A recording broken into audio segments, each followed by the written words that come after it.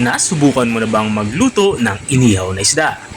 Kung hindi pa, para sa iyo ang video ito.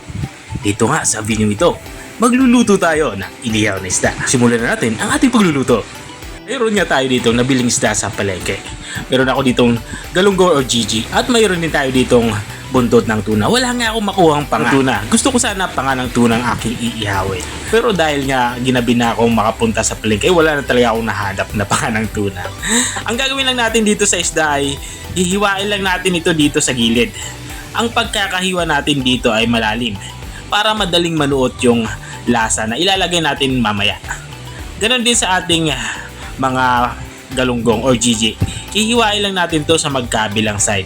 At gagawin natin to sa lahat ng isdang ating iihawin. Tapos nating mahiwaan yung mga isdang ating iihawin ay tabi muna natin. Dito naman sa parte nito ay gagawa na tayo ng pang-marinade na sauce. Unang inilagay ko nga yung ating soy sauce. Sumunod naman itong ating garlic. At maglalagay na ako dito ng calamansi juice.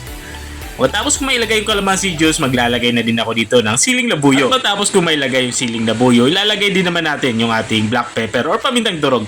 Magdadagdag din ako dito ng brown sugar. At para maging malasa yung ating gagawing pang marinade, ay maglalagay ako dito ng oyster sauce. At lalagyan ko na din ito ng konting sesame oil. Ilalagyan ko nga ito ng sesame oil para madaling kumapit yung ating sauce dito sa ating mga isda. Pero kung wala naman kayong sesame oil, pwede naman kayo gumamit ng regular oil. Walang problema yan. Saka natin to haluin ng maigi para matunaw yung ating inilagay na asukal. Kapag nahalo mo na ito ng maigi, kunin na natin itong ating itinabing isda. Dito naman sa parting ito ay bubuhos na natin itong ating ginawang sauce. At matapos nga natin itong mabuhos dito sa ating mga isda ay lamasin natin to or i-massage natin to ng maigi para manuot hanggang sa kailaliman nitong laman ng ating mga isda. At matapos nga natin mahalo yung sauce dito sa isda ay marinate natin to kahit 1 oras. At makalipas nga ng 1 oras ay naghandaan na ako dito ng ating pag-iihawan.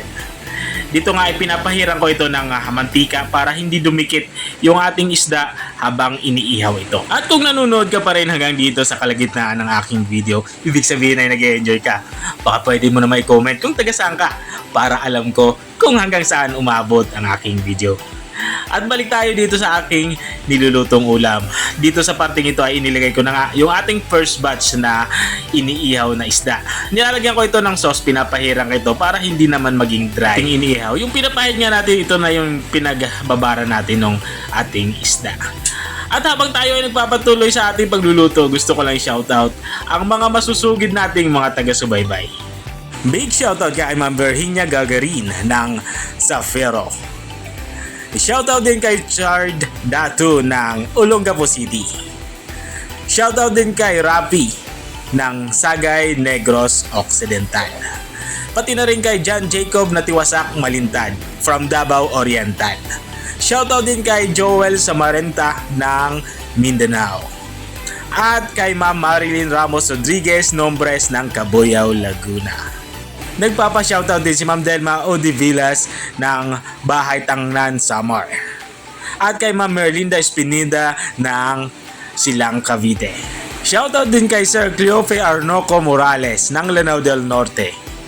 At kay Sir Joey Palautang Catalaga ng Landayan, San Pedro, Laguna. At big shoutout din kay Ma'am Gemma Aduca Guerrero ng Nueva Ecija. At maraming salamat din sa mga walang sawang nanonood at sumusuporta dito sa akin. At balik nga tayo dito sa ating nilulutong ulam. Natapos na nga ako sa pag-iihaw. Dito naman sa parting ito ay lulutuin na natin itong ating mga gulay. Nagpainit na nga ako dito ng tubig at nang uminit na nga yung tubig ay inilagay ko na itong ating mga gulay. Meron tayo ditong gulay na talong sa okra. Ang gagawin ko lang dito ay papakuluan lang natin ito. O iba-blanch lang natin ito. Mga 5 minutes na pagpapakulo at matapos nga ng 5 minutes ay dito sa parte ito ay hinahango ko na nga itong ating mga gulay. Masarap kasi dito ay hindi overcook para hindi naman maging malata itong ating mga gulay. At matapos nating mahango yung gulay ay dito na sa parte ito mag-a-assemble na nga tayo ng ating ulam. Unang inilagay ko nga itong ating ihaw na buntot ng tuna. At isinunod ko naman itong ating mga galunggong. At sinunod ko na din itong ating sausawan. Mayroon nga tayo ditong sausawan na toyo na may kalamansi. Saka mayroon din tayo bagoong na may kalamansi din. Para naman ito sa ating nilagang gulay. At naglagay na din tayo dito ng mating mga nilagang gulay. At para naman sa ating pang-garnish, nilagyan ko na din ito ng hiniwang kamatis. Saka maglagay din ako dito ng siling labuyo at kalamansi. At ito na nga, lutong-luto na nga yung ating ulam pananghalian. Ito nga yung ating inihaw na buntot ng tuna at galunggong. At kung nakarating ka hanggang dito sa dulo ng aking video, maraming salamat sa panunod. Kung nagustuhan mo naman yung bago nating recipe yung ibinahagi ngayong araw, baka pwede mo naman itong i-share. O siya, hanggang dito na lang ako. Paalam! Bye-bye!